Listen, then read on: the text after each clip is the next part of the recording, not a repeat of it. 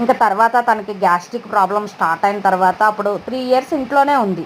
ఇంట్లో ఉన్న తర్వాత తనకి చదువుకోవాలి, ఇటు చదువు లేదు, అటు పొలము రాదు, ఇంకా ఎందుకు ఇలా లైఫ్ వేస్ట్ అయిపోతుంది అని చెప్పేసి తను ఒక డెసిషన్ తీసుకొని వాళ్ళ మదర్తో అయితే చెప్పడం జరిగింది, నేను మళ్ళీ చదువుకుంటాను అని.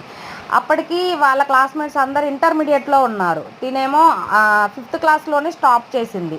6th స్టార్టింగ్లో స్టాప్ చేసింది కదా.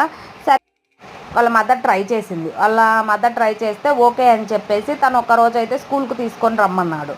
స్కూల్కి వెళ్తే అక్కడ వాళ్ళు ఎందుకు మానేయాల్సి వచ్చింది, ఇప్పుడు మీ క్లాస్మేట్స్ అందరూ ఇంటర్మీడియట్లో అట్లా ఉన్నారు, ఇప్పుడు నువ్వు 5థ్తో ఆపేసావు, ఇప్పుడు మరి నీకు ఏ క్లాస్ సెట్ చేద్దాం, 7th అట్లా చూద్దాం, 7థ్లో మ్యాక్సిమం లెక్కలు అక్కడ నుంచే స్టార్ట్ అవుతాయి కదా మెయిన్వి అని చెప్పేసి అని అన్నారు. బట్ మా మదర్ అయితే ఒక్కసారే 7th 6th 7th 8th 9th 4 years తర్వాత 10థ్కి ఒక్కసారి 4 సంవత్సరాల గ్యాప్, 4 సంవత్సరాలు మొత్తం ఎత్తేసి డైరెక్ట్గా 10థ్కి వేసేయమంటే వాళ్ళు యాక్సెప్ట్ చేయలేదన్నమాట.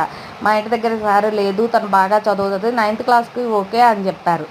ఇంకా తర్వాత 9th క్లాస్లో జాయిన్ అవ్వడం, కానీ కొంచెం ఏజ్ డిఫరెన్స్, కొంచెం వాళ్ళు వేరు కొంచెం తిని వేరు.